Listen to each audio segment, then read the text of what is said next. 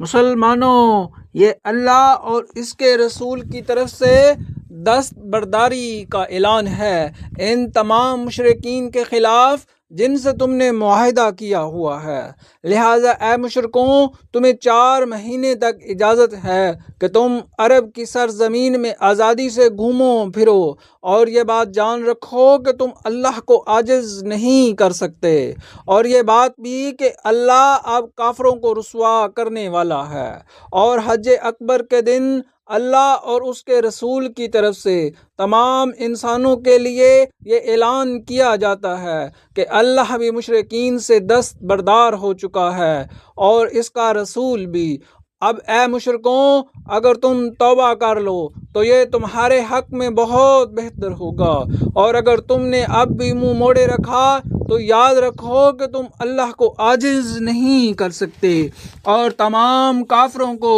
ایک دکھ دینے والے عذاب کی خوشخبری سنا دو۔ مسلمانوں، جن مشرکین سے تم نے معاہدہ کیا، پھر ان لوگوں نے تمہارے ساتھ عہد میں کوئی کوتاہی نہیں کی اور تمہارے خلاف کسی کی مدد بھی نہیں کی، تو ان کے ساتھ کیے ہوئے معاہدے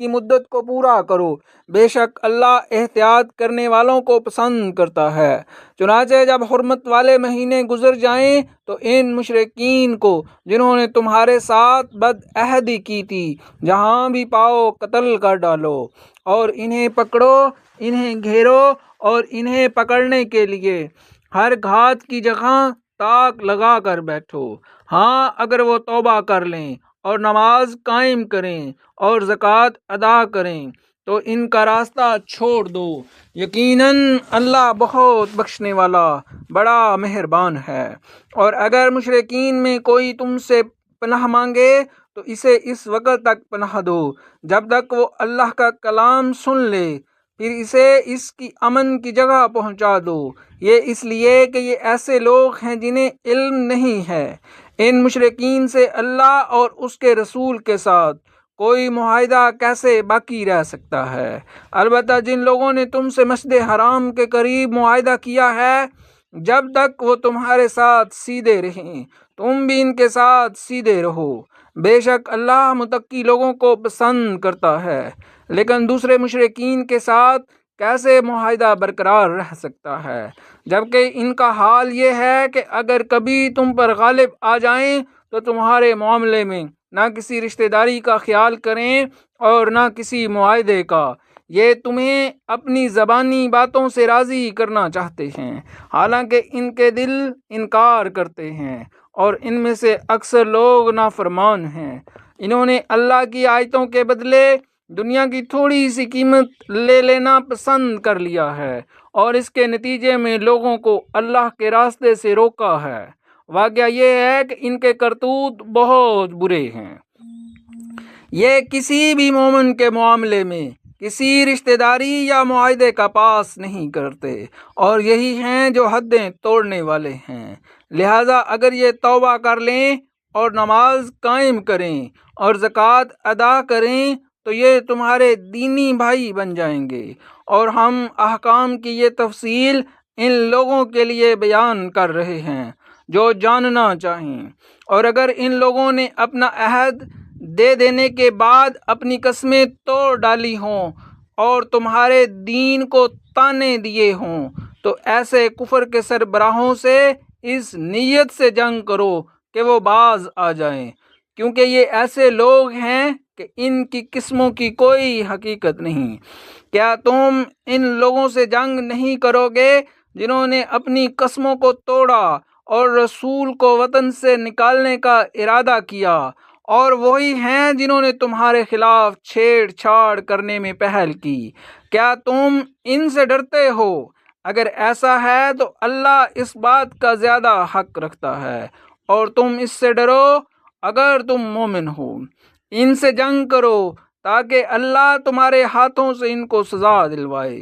انہیں رسوا کرے، ان کے خلاف تمہاری مدد کرے، اور مومنوں کے دل ٹھنڈے کر دے، اور ان کے دل کی کڑہن دور کر دے، اور جس کی چاہے توبہ قبول کر لے، اور اللہ کا علم بھی کامل ہے، حکمت بھی کامل۔ بھلا کیا تم نے یہ سمجھ رکھا ہے کہ تمہیں یوں ہی چھوڑ دیا جائے گا، حالانکہ ابھی اللہ نے یہ تو دیکھا ہی نہیں کہ تم میں سے کون لوگ جہاد کرتے ہیں، اور اللہ اس کے رسول اور مومنوں کے سوا کسی اور کو خصوصی رازدار نہیں بناتے، اور تم جو کچھ کرتے ہو اللہ اس سے پوری طرح باخبر ہے۔ مشرکین اس بات کے اہل نہیں ہیں کہ وہ اللہ کی مسجدوں کو آباد کریں، حالانکہ وہ خود اپنے کفر کے گواہ بنے ہوئے ہیں۔ ان لوگوں کے تو اعمال ہی غارت ہو چکے ہیں، اور دوزخ ہی میں ان کو ہمیشہ رہنا ہے۔ اللہ کی مسجدوں کو تو وہی لوگ آباد کرتے ہیں جو اللہ اور یوم آخرت پر ایمان لائے ہوں، اور نماز قائم کریں اور زکوٰۃ ادا کریں، اور اللہ کے سوا کسی سے نہ ڈریں۔ ایسے ہی لوگوں سے یہ توقع ہو سکتی ہے کہ وہ صحیح راستہ اختیار کرنے والوں میں شامل ہوں گے۔ کیا تم لوگوں نے حاجیوں کو پانی پلانے اور مسجد حرام کے آباد رکھنے کو اس شخص کے اعمال کے برابر سمجھ رکھا ہے جو اللہ اور یوم آخرت پر ایمان لایا ہے، اور جس نے اللہ کے راستے میں جہاد کیا ہے؟ اللہ کے نزدیک یہ سب برابر نہیں ہو سکتے، اور اللہ ظالم لوگوں کو منزل مقصود تک نہیں پہنچاتا۔ جو لوگ ایمان لے آئے ہیں اور انہوں نے اللہ کے راستے میں ہجرت کی ہے اور اپنے مال اور اپنی جانوں سے جہاد کیا ہے، وہ اللہ کے نزدیک درجے میں کہیں زیادہ ہیں، اور وہی لوگ ہیں جو کامیاب ہونے والے ہیں۔ ان کا پروردگار انہیں اپنی طرف سے رحمت اور خوشنودی کی اور ایسے باغات کی خوشخبری دیتا ہے جن میں ان کے لیے دائمی نعمتیں ہیں، وہ ان میں ہمیشہ رہیں گے۔ یقیناً اللہ ہی ہے جس کے پاس عظمت والا اجر موجود ہے۔ اے ایمان والوں، اگر تمہارے باپ بھائی کفر کو ایمان کے مقابلے میں ترجیح دیں تو ان کو اپنا سرپرست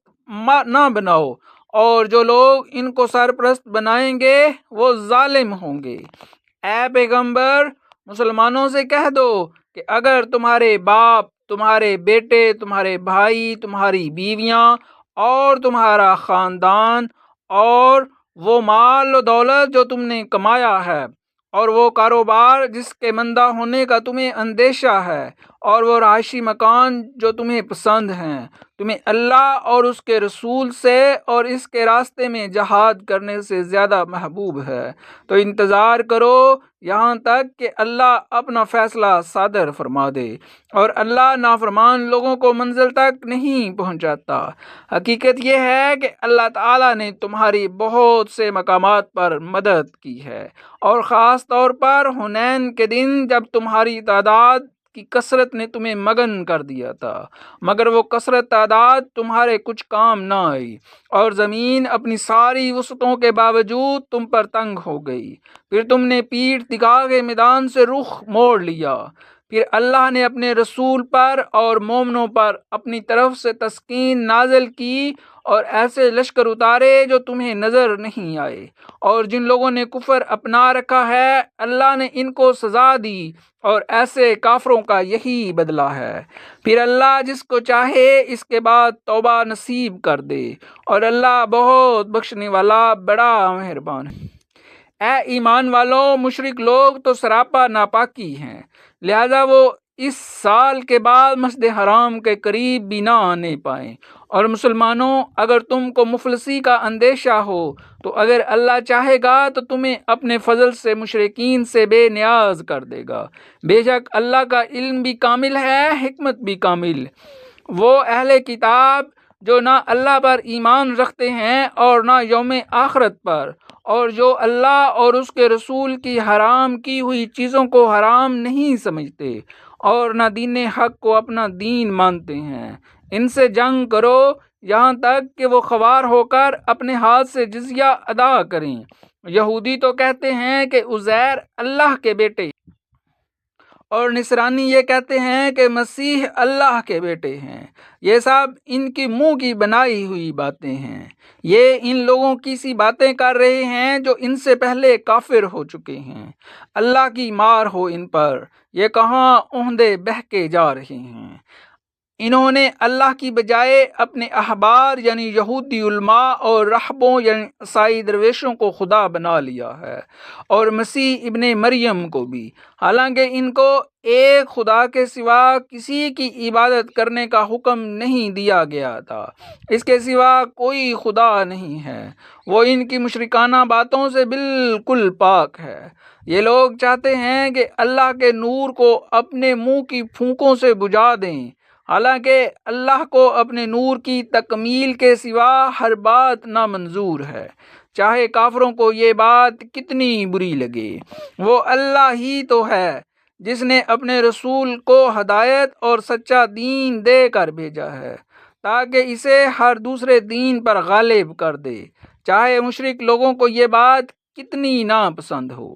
اے ایمان والو، یہودی احبار اور عیسائی راہبوں میں سے بہت سے ایسے ہیں کہ لوگوں کا مال ناحق طریقے سے کھاتے ہیں اور دوسروں کو اللہ کے راستے سے روکتے ہیں، اور جو لوگ سونے چاندی کو جمع کر کے رکھتے ہیں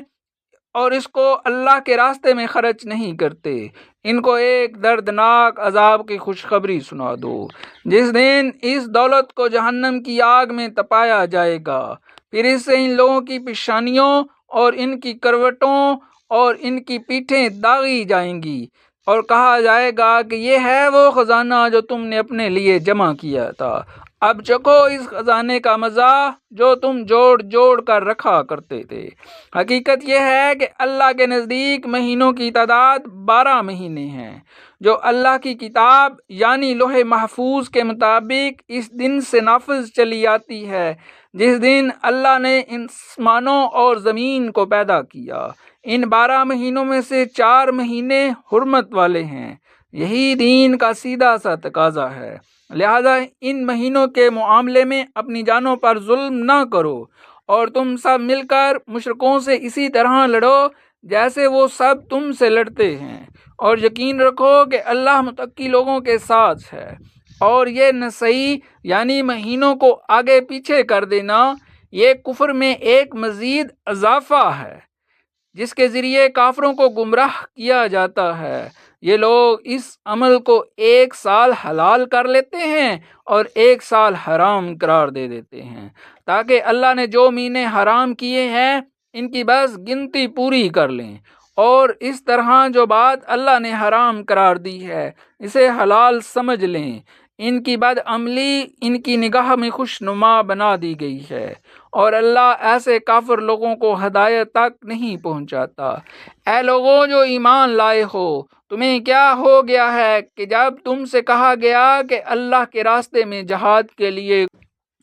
تو تم بوجھ ہو کر زمین سے لگ گئے؟ کیا تم آخرت کے مقابلے میں دنیاوی زندگی پر راضی ہو چکے ہو؟ اگر ایسا ہے تو یاد رکھو کہ دنیاوی زندگی کا مزہ آخرت کے مقابلے میں کچھ بھی نہیں مگر تھوڑا۔ اگر تم کچھ نہیں کرو گے تو اللہ تمہیں دردناک سزا دے گا اور تمہاری جگہ اور قوم لے آئے گا، اور تم اسے کچھ بھی نقصان نہیں پہنچا سکو گے، اور اللہ ہر چیز پر پوری قدرت رکھتا ہے۔ اگر تم ان کی یعنی نبی کریم صلی اللہ علیہ وآلہ وسلم کی مدد نہیں کرو گے تو ان کا کچھ نقصان نہیں، کیونکہ اللہ ان کی مدد اس وقت کر چکا ہے جب ان کو کافر لوگوں نے ایسے وقت مکہ سے نکالا تھا جب وہ 2 آدمیوں میں سے دوسرے تھے،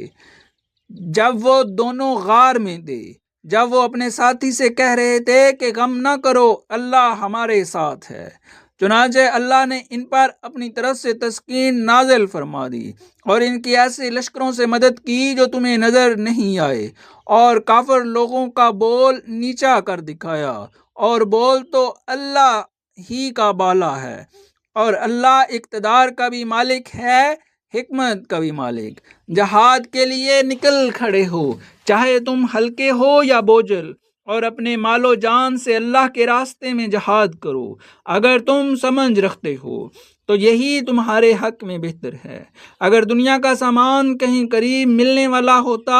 اور سفر درمیانہ قسم کا ہوتا تو یہ منافق لوگ ضرور تمہارے پیچھے ہو لیتے، لیکن یہ کٹھن فاصلہ ان کے لیے بہت دور پڑ گیا، اور اب یہ اللہ کی قسمیں کھائیں گے کہ اگر ہم میں سے استطاعت ہوتی تو ہم ضرور آپ کے ساتھ نکل جاتے۔ یہ لوگ اپنی جانوں کو ہلاک کر رہے ہیں اور اللہ خوب جانتا ہے کہ یہ جھوٹے ہیں۔ اے پیغمبر، اللہ نے تمہیں معاف کر دیا ہے، مگر تم نے ان کو جہاد میں شریک نہ ہونے کی اجازت اس سے پہلے ہی کیوں دے دی کہ تم پر یہ بات کھل جاتی کہ کون ہے جنہوں نے سچ بولا ہے، اور تم جھوٹوں کو بھی اچھی طرح جان لیتے۔ جو لوگ اللہ اور یوم آخرت پر ایمان رکھتے ہیں اور اپنے مال و جان سے جہاد نہ کرنے کے لیے تم سے اجازت نہیں مانگتے،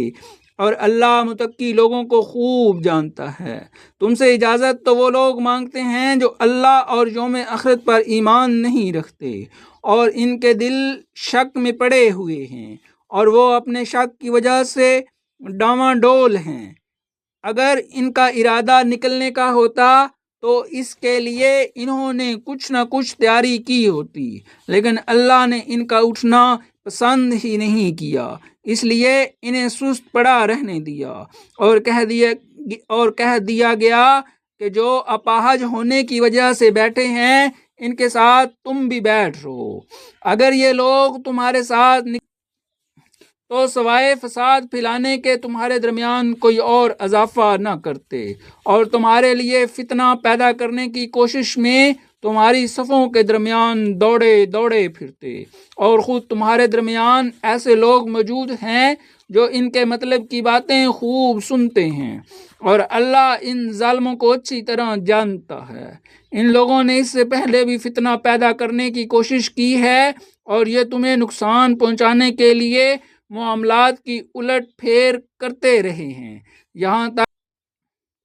اللہ کا حکم غالب ہوا اور یہ کڑتے رہ گئے۔ اور انہی میں وہ صاحب بھی ہیں جو کہتے ہیں کہ مجھے اجازت دے دیجئے اور مجھے فتنے میں نہ ڈالیے۔ ارے فتنے ہی میں تو یہ خود پڑے ہوئے ہیں، اور یقین رکھو کہ جہنم سارے کافروں کو گھیرے میں لینے والی ہے۔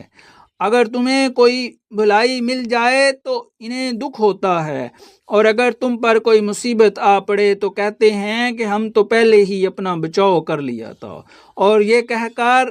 بڑے خوش واپس جاتے ہیں۔ کہہ دو کہ اللہ نے ہمارے مقدر میں جو تکلیف لکھ دی ہے، ہمیں اس کے سوا اور کوئی تکلیف ہرگز نہیں پہنچ سکتی۔ وہ ہمارا رکھوالا ہے اور اللہ ہی پر مومنوں کو بھروسہ۔ کہہ دو کہ تم ہمارے لیے جس چیز کے منتظر ہو وہ اس کے سوا اور کیا ہے کہ آخر کار دو بلائیوں میں سے ایک نہ ایک بلائی ہمیں ملے، اور ہمیں تمہارے بارے میں انتظار اس کا ہے کہ اللہ تمہیں اپنی طرف سے یا ہمارے ہاتھوں سے سزا دے۔ بس اب انتظار کرو کہ ہم بھی تمہارے ساتھ منتظر ہیں۔ کہہ دو کہ تم اپنا مال چاہے خوشی خوشی چندے میں دو یا بد دلی سے، وہ تم سے ہرگز قبول نہیں کیا جائے گا۔ تم ایسے لوگ ہو جو مسلسل نافرمانی کرتے، اور ان کے چندے قبول کیے جانے میں رکاوٹ کی کوئی اور وجہ اس کے سوا نہیں ہے کہ انہوں نے اللہ اور اس کے رسول کے ساتھ کفر کا معاملہ کیا ہے، اور یہ نماز میں آتے ہیں تو کس مساتے ہوئے آتے ہیں، اور کسی نیکی میں خرچ کرتے ہیں تو برا مانتے ہوئے خرچ کرتے ہیں۔ تمہیں ان کے مال اور اولاد کی کثرت سے تعجب نہیں ہونا چاہیے۔ اللہ تو یہ چاہتا ہے کہ انہی چیزوں سے ان کی دنیاوی زندگی میں عذاب دے اور ان کی جان بھی کفر ہی کی حالت میں نکلے۔ یہ اللہ کی قسمیں کھا کر کہتے ہیں کہ وہ تم میں سے ہے، حالانکہ وہ تم میں سے نہیں ہے، بلکہ وہ ڈرپوک لوگ ہیں۔ اگر ان کو کوئی پناہ گاہ مل جاتی یا کسی قسم کے غار مل جاتے یا گھس کر بیٹھنے کی کوئی اور جگہ تو یہ بے لگام بھاگ کر ادھر ہی کا رخ کر لیتے۔ اور انہی منافقین میں وہ بھی ہیں جو صدقات کی تقسیم کے بارے میں آپ کو طعنہ دیتے ہیں، چنانچہ اگر انہیں صدقات میں سے ان کی مرضی کے مطابق دے دیا جائے تو راضی ہو جاتے ہیں، اور اگر ان میں سے انہیں نہ دیا جائے تو ذرا سی دیر میں ناراض ہو جاتے ہیں۔ جو کچھ بھی انہیں اللہ اور اس کے رسول نے دے دیا تھا کیا اچھا ہوتا کہ یہ اس پر راضی رہتے اور یہ کہتے کہ اللہ ہمارے لیے کافی ہے۔ آئندہ اللہ اپنے فضل سے ہمیں نوازے گا اور اس کا رسول بھی، ہم تو اللہ ہی سے لو لگائے ہوئے ہیں۔ صدقات تو دراصل حق ہے فقیروں کا، مسکینوں کا اور ان اہلکاروں کا جو صدقات کی وصولی پر مقرر ہوتے ہیں، ان کا جن کی دلداری مقصود ہے۔ نیز انہی غلاموں کو آزاد کرنے میں اور قرض داروں کے قرضے ادا کرنے میں اور اللہ کے راستے اور مسافروں کی مدد میں خرچ کیا جائے۔ یہ ایک فریضہ ہے اللہ کی طرف سے، اور اللہ علم کا بھی مالک ہے، حکمت کا بھی مالک۔ اور انہی منافقین میں وہ لوگ بھی ہیں جو نبی کو دکھ پہنچاتے ہیں اور ان کے بارے میں یہ کہتے ہیں کہ وہ تو سراپا کون ہیں۔ کہہ دو کہ وہ کون ہیں اس چیز کے لیے جو تمہارے لیے بھلائی ہے۔ وہ اللہ پر ایمان رکھتے ہیں اور مومنوں کی بات کا یقین کرتے ہیں، اور تم میں سے جو ظاہری طور پر ایمان لے آئے ہیں اور جو لوگ اللہ کے رسول کو دکھ پہنچاتے ہیں، ان کے لیے دکھ دینے والا عذاب تیار ہے۔ مسلمانوں، یہ لوگ تمہارے سامنے اللہ کی قسمیں اس لیے کھاتے ہیں تاکہ تمہیں راضی کریں، حالانکہ اگر یہ واقعی مومن ہوں تو اللہ اور اس کے رسول اس بات کے زیادہ مستحق ہیں کہ یہ ان کو راضی کریں۔ کیا انہیں یہ معلوم نہیں کہ جو شخص اللہ اور اس کے رسول سے ٹکر لے تو یہ بات طے ہے کہ اس کے لیے دوزخ کی آگ ہے جس میں وہ ہمیشہ رہے گا۔ یہ بڑی بھاری رسوائی ہے۔ منافق لوگ اس بات سے ڈرتے ہیں کہ مسلمانوں پر کہیں اور ایسی صورت نازل نہ کر دی جائے جو انہیں ان منافقین کے دلوں کی باتیں بتلا دے۔ کہہ دو کہ اچھا تم مذاق اڑاتے رہو، اللہ وہ بات ظاہر کرنے والا ہے جس سے تم ڈرتے تھے، اور اگر تم ان سے پوچھو تو یہ یقیناً یوں کہیں گے ہم تو ہنسی مذاق اور دل لگی کر رہے تھے۔ کہو کہ کیا تم اللہ اور اس کی آیتوں اور اس کے رسول کے ساتھ دل لگی کر رہے تھے؟ بہانے نہ بناؤ، تم ایمان کا اظہار کرنے کے بعد کفر کے مرتکب ہو چکے ہو۔ اگر ہم تم میں سے ایک گروہ کو معافی دے بھی دیں تو دوسرے گروہ کو ضرور سزا دیں گے، کیونکہ وہ مجرم لوگ ہیں۔ منافق مرد اور منافق عورتیں سب ایک ہی طرح کے ہیں، وہ برائی کی تلقین کرتے ہیں اور بھلائی سے دور روکتے ہیں اور اپنے ہاتھوں کو بند رکھتے ہیں۔ انہوں نے اللہ کو بھلا دیا ہے تو اللہ نے بھی ان کو بھلا دیا، بلا شبہ یہ منافق بڑے نافرمان ہیں۔ اللہ نے منافق مردوں، منافق عورتوں اور تمام کافروں سے دوزخ کی آگ کا عہد کر رکھا ہے جس میں وہ ہمیشہ رہیں گے، وہی ان کو راس آئے۔ اللہ نے ان پر پھٹکار ڈال دی ہے اور ان کے لیے اٹل عذاب ہے۔ منافقو، تم انہی لوگوں کی طرح ہو جو تم سے پہلے گزرے ہیں۔ وہ طاقت میں تم سے مضبوط تر اور مال و اولاد میں تم سے کہیں زیادہ تھے، چنانچہ انہوں نے اپنے حصے کے مزے اڑا لیے، پھر تم نے اسی طرح اپنے حصے کے مزے اڑائے جیسے تم سے پہلے لوگوں نے اپنے حصے کے مزے اڑائے تھے، اور تم بھی ویسی ہی بیہودہ باتوں میں پڑے ہو جیسے وہ پڑے تھے۔ یہ وہ لوگ تھے جن کے اعمال دنیا اور آخرت میں غارت ہو گئے، اور یہی وہ لوگ تھے جنہوں نے خسارے کا سودا کیا۔ کیا ان منافقوں کو ان لوگوں کی خبر نہیں پہنچی جو ان سے پہلے گزرے ہیں؟ نوح کی قوم اور عاد و ثمود، ابراہیم کی قوم، مدین کے باشندے اور وہ بستیاں جنہیں الٹ ڈالا گیا، ان سب کے پاس ان کے رسول روشن دلائل لے کر آئے تھے، پھر اللہ ایسا نہیں تھا کہ ان پر ظلم کرتا، لیکن یہ خود اپنی جانوں پر ظلم اٹھاتے رہے۔ اور مومن مرد اور مومن عورتیں آپس میں ایک دوسرے کے مددگار ہیں، وہ نیکی کی تلقین کرتے ہیں اور برائی سے روکتے ہیں، اور نماز قائم کرتے ہیں اور زکوٰۃ ادا کرتے ہیں، اور اللہ اور اس کے رسول کی فرما برداری کرتے ہیں۔ یہ ایسے لوگ ہیں جن کو اللہ اپنی رحمت سے نوازے گا۔ یقیناً اللہ اقتدار کا بھی مالک ہے، حکمت کا بھی مالک۔ اللہ نے مومن مردوں اور مومن عورتوں سے وعدہ کیا ہے کہ ان کے باغات کا جن کے نیچے نہریں بہتی ہوں گی، جن میں وہ ہمیشہ رہیں گے، اور ان پاکیزہ مکانات کا جو سدا بہار باغات میں ہوں گے۔ اور اللہ کی طرف سے خوشنودی تو سب سے بڑی چیز ہے جو جنت والوں کو نصیب ہوگی، یہی تو زبردست کامیابی ہے۔ اے نبی، کافروں اور منافقوں سے جہاد کرو اور ان پر سختی کرو، ان کا ٹھکانہ جہنم ہے اور وہ بہت برا ٹھکانہ ہے۔ یہ لوگ اللہ کی قسمیں کھا جاتے ہیں کہ انہوں نے فلاں بات نہیں کی، حالانکہ انہوں نے کفر کی بات کہی ہے، اور اپنے اسلام لانے کے بعد انہوں نے کفر اختیار کیا ہے، اور انہوں نے وہ کام کرنے کا ارادہ کر لیا تھا جس میں یہ کامیابی حاصل نہ کر سکے، اور انہوں نے صرف اس بات کا بدلہ دیا کہ اللہ اور اس کے رسول نے انہیں اپنے فضل سے مالدار بنا دیا ہے۔ اب اگر یہ توبہ کر لیں تو ان کے حق میں بہتر ہوگا، اور اگر یہ منہ موڑیں گے تو اللہ ان کو دنیا اور آخرت میں دردناک عذاب دے گا، اور روئے زمین پر ان کا کوئی یار اور کوئی مددگار نہ ہوگا۔ اور انہی میں وہ لوگ بھی ہیں جنہوں نے اللہ سے یہ عہد کیا تھا کہ اگر وہ اپنے فضل سے ہمیں نوازے گا تو ہم ضرور صدقہ کریں گے اور یقیناً نیک لوگوں میں شامل ہو جائیں گے، لیکن جب اللہ نے ان کو اپنے فضل سے نوازا تو اس میں بخل کرنے لگے اور منہ موڑ کر چل دیے۔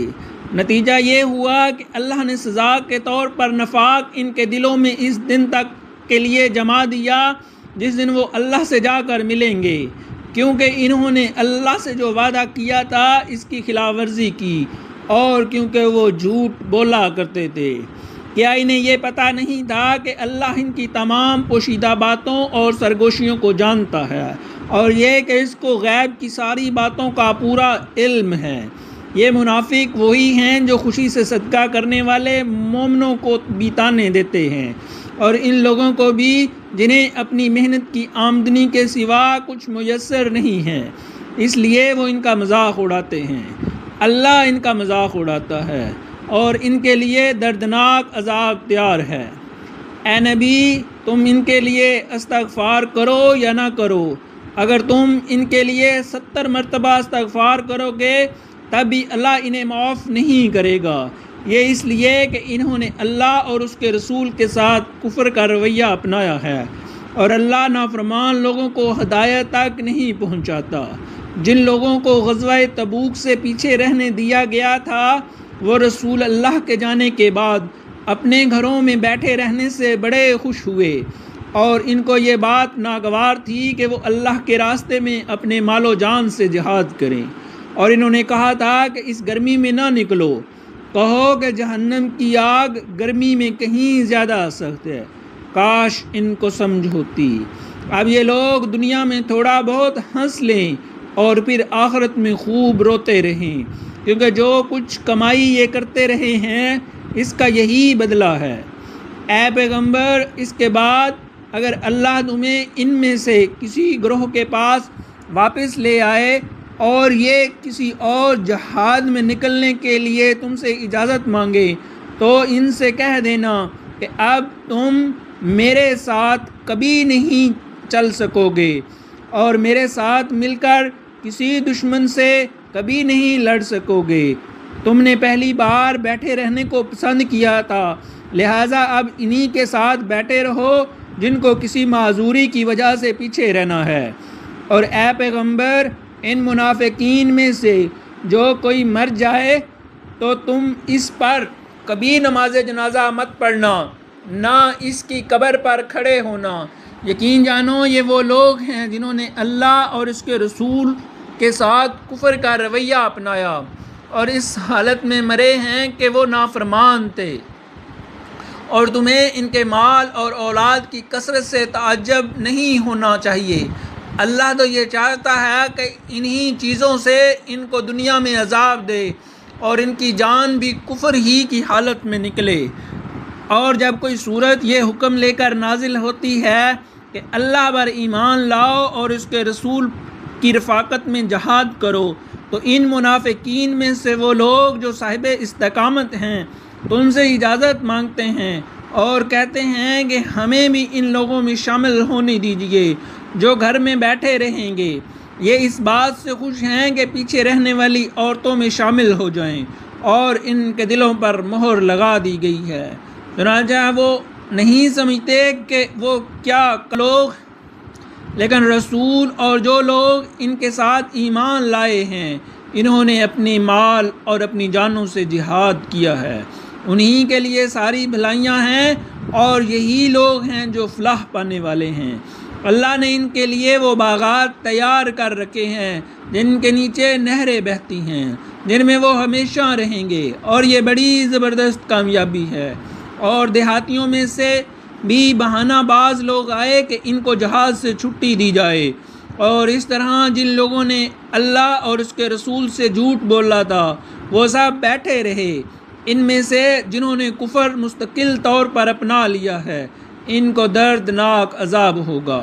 کمزور لوگوں پر جہاد میں نہ جانے کا کوئی گناہ نہیں، نہ بیماروں پر اور نہ ان لوگوں پر جن کے پاس خرچ کرنے کو کچھ نہیں ہے، جبکہ وہ اللہ اور اس کے رسول کے لیے مخلص ہوں۔ نیک لوگوں پر کوئی الزام نہیں، اور اللہ بہت بخشنے والا بڑا مہربان ہے۔ اور نہ ان لوگوں پر کوئی گناہ ہے جن کا حال یہ ہے کہ جب وہ تمہارے پاس اس غرض سے آئیں کہ تم انہیں کوئی سواری مہیا کر دو، اور تم نے کہا کہ میرے پاس تو کوئی ایسی چیز نہیں ہے جس پر میں تمہیں سوار کر سکوں، تو وہ اس حالت میں واپس گئے کہ ان کی آنکھیں اس غم میں آنسوؤں سے بہہ رہی تھیں کہ ان کے پاس خرچ کرنے کو کچھ نہیں ہے۔ الزام تو ان لوگوں پر ہے جو مالدار ہونے کے باوجود تم سے اجازت مانگتے ہیں، وہ اس بات پر خوش ہیں کہ پیچھے رہنے والی عورتوں میں شامل ہو گئے، اور اللہ نے ان کے دلوں پر مہر لگا دی ہے، اس لیے انہیں حقیقت کا پتہ نہیں ہے۔ مسلمانوں، جب تم لوگ تبوک سے واپس ان منافقوں کے پاس جاؤ گے تو یہ تمہارے سامنے طرح طرح کے عذر پیش کریں گے۔ اے پیغمبر، ان سے کہہ دینا کہ تم عذر پیش نہ کرو، ہم ہرگز تمہاری بات کا یقین نہیں کریں گے۔ اللہ نے ہمیں تمہارے حالات سے اچھی طرح باخبر کر دیا ہے، اور آئندہ اللہ بھی تمہارے طرز عمل دیکھے گا اور اس کا پھر تمہیں لوٹا کر اس ذات کے سامنے پیش کیا جائے گا جس کو چھپی اور کھلی تمام باتوں کا پورا علم ہے۔ پھر وہ تمہیں بتائے گا کہ تم کیا کچھ کرتے رہے۔ جب تم ان کے پاس واپس جاؤ گے تو یہ لوگ تمہارے سامنے اللہ کی قسمیں کھائیں گے تاکہ تم ان سے درگزر کرو، لہذا تم بھی ان سے درگزر کر لینا۔ یقین جانو یہ سراپا گندگی ہے، اور جو کمائی یہ کرتے رہے ہیں اس کے نتیجے میں ان کا ٹھکانہ جہنم ہے۔ یہ تمہارے سامنے اس لیے قسمیں کھائیں گے تاکہ تم ان سے راضی ہو جاؤ، حالانکہ اگر تم ان سے راضی ہو بھی گئے تو اللہ ایسے نافرمان لوگوں سے راضی نہیں ہوتا۔ جو دیہاتی منافق ہیں وہ کفر اور منافقت میں زیادہ سخت ہیں اور دوسروں سے زیادہ اسی لائق ہیں کہ اس دین کے احکام سے ناواقف رہیں جو اللہ نے اپنے رسول پر اتارا ہے،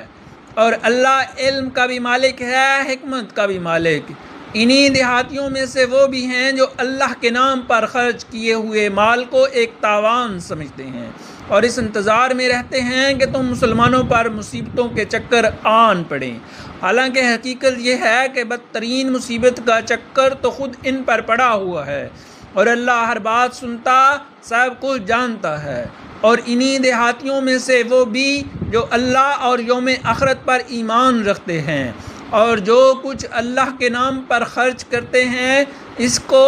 اللہ کے پاس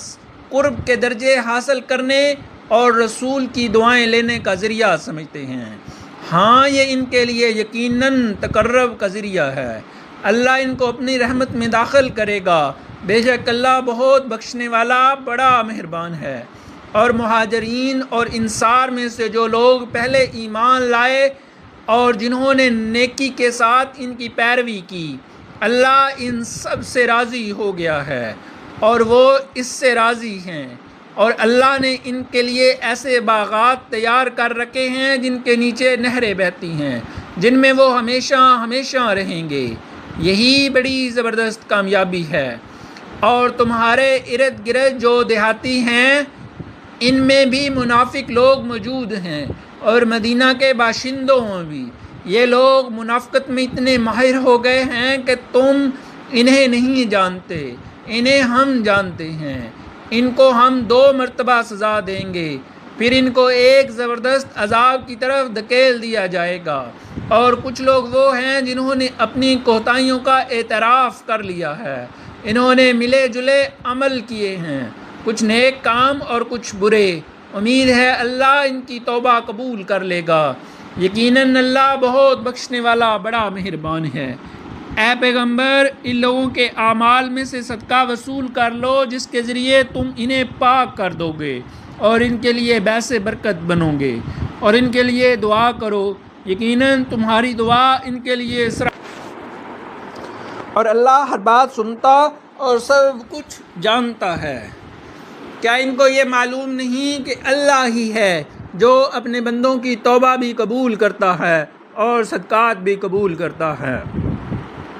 اور یہ کہ اللہ بہت معاف کرنے والا بڑا مہربان ہے۔ اور ان سے کہو کہ تم عمل کرتے رہو، اب اللہ بھی تمہارا طرز عمل دیکھے گا، اور اس کا رسول بھی اور مومن لوگ بھی۔ پھر تمہیں لوٹا کر اس ذات کے سامنے پیش کیا جائے گا جس کو چھپی اور کھلی تمام باتوں کا پورا علم ہے، پھر وہ تمہیں بتائے گا کہ تم کیا کچھ کرتے رہے ہو۔ اور کچھ اور لوگ ہیں جن کا فیصلہ اللہ کا حکم آنے تک ملتوی کر دیا گیا ہے، یا اللہ ان کو سزا دے گا یا معاف کر دے گا، اور اللہ کامل علم والا بھی ہے، کامل حکمت والا بھی۔ اور کچھ لوگ وہ ہیں جنہوں نے ایک مسجد اس کام کے لیے بنائی ہے کہ مسلمانوں کو نقصان پہنچائے، کافرانہ باتیں کریں، مومنوں میں پھوٹ ڈالیں، اور اس شخص کو ایک اڈا فراہم کریں جس کی پہلے سے اللہ اور اس کے رسول کے ساتھ جنگ ہے، یہ قسمیں ضرور کھا لیں گے کہ بھلائی کے سوا ہماری کوئی اور نیت نہیں ہے، لیکن اللہ اس بات کی گواہی دیتا ہے کہ وہ قطعاً جھوٹے ہیں۔ اے پیغمبر، تم اس نام نہاد مسجد میں کبھی نماز کے لیے کھڑے مت ہونا، البتہ وہ مسجد جس کی بنیاد پہلے دن سے تقوی پر رکھی گئی ہے، وہ اس بات کی زیادہ حقدار ہے کہ تم اس میں کھڑے ہو۔ اس میں ایسے لوگ ہیں جو پاک صاف ہونے کو پسند کرتے ہیں، اور اللہ پاک صاف لوگوں کو پسند کرتا ہے۔ بھلا کیا وہ شخص بہتر ہے جس نے اپنی عمارت کی بنیاد اللہ کے خوف اور اس کی خوشنودی پر اٹھائی ہو، یا وہ شخص جس نے اپنی عمارت کی بنیاد ایک ڈھانگ کے کسی گرتے ہوئے کنارے پر رکھی ہو، پھر وہ اسے لے کر جہنم کی آگ میں جا گرے، اور اللہ ایسے ظالم لوگوں کو ہدایت تک نہیں پہنچاتا۔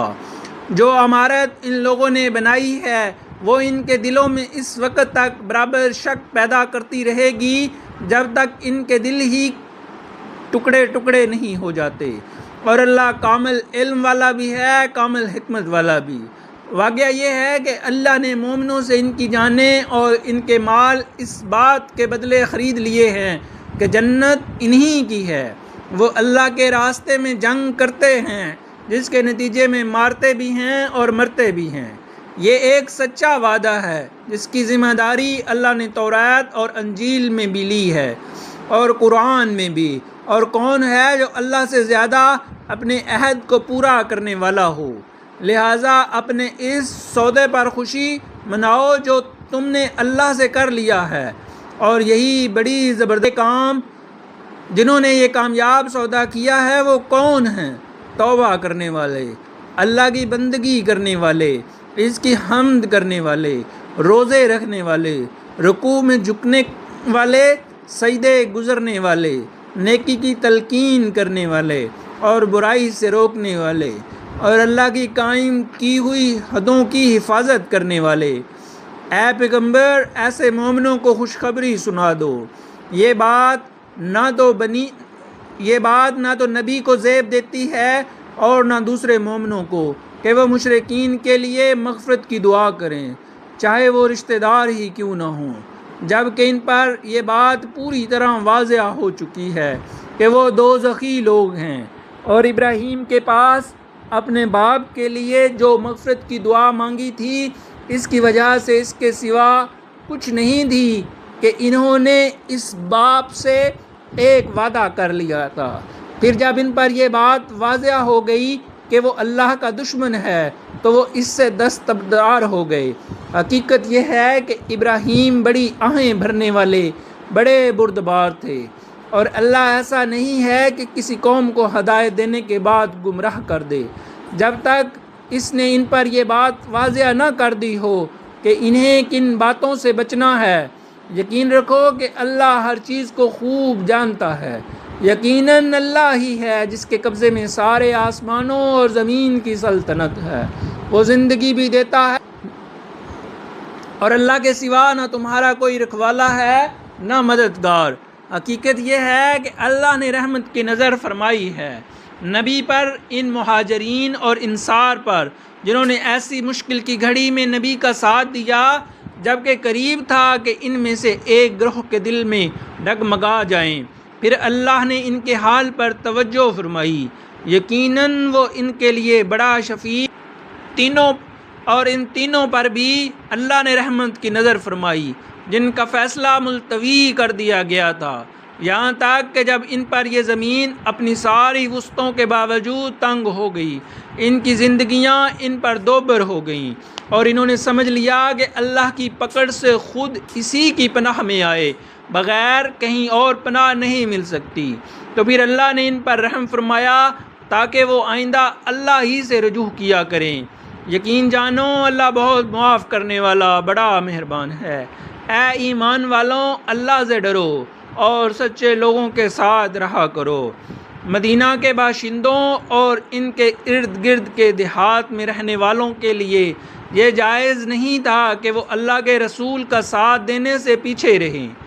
اور نہ یہ جائز تھا کہ وہ بس اپنی جان پیاری سمجھ کر ان کی یعنی رسول اللہ صلی اللہ علیہ وآلہ وسلم کی جان سے بے فکر ہو بیٹھیں۔ یہ اس لیے کہ ان مجاہدین کو جب کبھی اللہ کے راستے میں پیاس لگتی ہے یا تھکن ہوتی ہے یا بھوک ستاتی ہے یا وہ کوئی ایسا قدم اٹھاتے ہیں جو کافروں کو گھٹن میں ڈالے یا دشمنوں کے مقابلے میں کوئی کامیابی حاصل کرتے ہیں، تو ان کے اعمال نامے میں ہر ایسے کام کے وقت ایک نیک عمل۔ یقین جانو کہ اللہ نیک لوگوں کے کسی عمل کو بیکار نیز وہ جو کچھ اللہ کے راستے میں خرچ کرتے ہیں، چاہے وہ خرچ چھوٹا ہو یا بڑا، اور جس کسی وادی کو وہ پار کرتے ہیں، اس سب کو ان کے اعمال نامے میں نیکی کے طور پر لکھا جاتا ہے، تاکہ اللہ انہیں ہر ایسے عمل پر وہ جزا دے جو ان کے بہترین اعمال کے لیے مقرر ہے۔ اور مسلمانوں کے لیے یہ بھی مناسب نہیں ہے کہ وہ ہمیشہ سب کے سب جہاد کے لیے، ایسا کیوں نہ ہو کہ ان کی ہر بڑی جماعت میں سے ایک گروہ جہاد کے لیے نکلے، تاکہ جو لوگ جہاد میں نہ گئے ہوں وہ دین کی سمجھ بوجھ حاصل کرنے کے لیے محنت کریں، اور جب ان کی قوم کے لوگ جو جہاد میں گئے ہیں ان کے پاس واپس آئیں تو یہ ان کو متنبہ کریں تاکہ وہ گناہوں سے بچ کر رہیں۔ اے ایمان والوں، ان کافروں سے لڑو جو تم سے قریب ہیں، اور ہونا یہ چاہیے کہ وہ تمہارے اندر سختی محسوس کریں، اور یقین رکھو کہ اللہ متقیوں کے ساتھ ہے۔ اور جب کبھی کوئی صورت نازل کی جاتی ہے تو انہی منافقین میں وہ لوگ ہیں جو کہتے ہیں کہ اس صورت نے تم میں سے کس کے ایمان میں اضافہ کیا ہے۔ اب جہاں تک ان لوگوں کا تعلق ہے جو واقعی ایمان لائے ہیں، ان کے ایمان میں تو اس صورت نے واقعی اضافہ کیا ہے اور وہ اس پر خوش ہوتے ہیں۔ رہے وہ لوگ جن کے دلوں میں روگ ہے تو اس صورت نے ان کی گندگی میں کچھ اور گندگی کا اضافہ کر دیا ہے، اور ان کو موت بھی کفر ہی کی حالت میں آتی ہے۔ کیا یہ لوگ دیکھتے نہیں کہ وہ ہر سال 1-2 مرتبہ کسی آزمائش میں مبتلا ہوتے ہیں، پھر بھی نہ تو وہ توبہ کرتے ہیں اور نہ کوئی سبق حاصل کرتے ہیں، اور جب کبھی کوئی صورت نازل ہوتی ہے تو یہ ایک دوسرے کی طرف دیکھتے ہیں اور اشاروں میں ایک دوسرے سے کہتے ہیں کیا کوئی تمہیں دیکھ تو نہیں رہا، پھر وہاں سے اٹھ کر چلے جاتے ہیں۔ اللہ نے ان کا دل پھیر دیا ہے کیونکہ وہ ایسے لوگ ہیں کہ صرف لوگوں تمہارے پاس ایک رسول آیا ہے جو تمہیں میں سے ہے، جس کو تمہاری ہر تکلیف بہت گراں معلوم ہوتی ہے، جسے تمہاری بھلائی کی دھن لگی ہوئی ہے، جو مومنوں کے لیے انتہائی شفیق نہایت مہربان ہے۔ پھر بھی اگر یہ لوگ منہ موڑیں تو اے رسول ان سے کہہ دو کہ میرے لیے اللہ کافی ہے، اس کے سوا کوئی معبود نہیں، اسی پر میں نے بھروسہ کیا ہے اور وہی عرش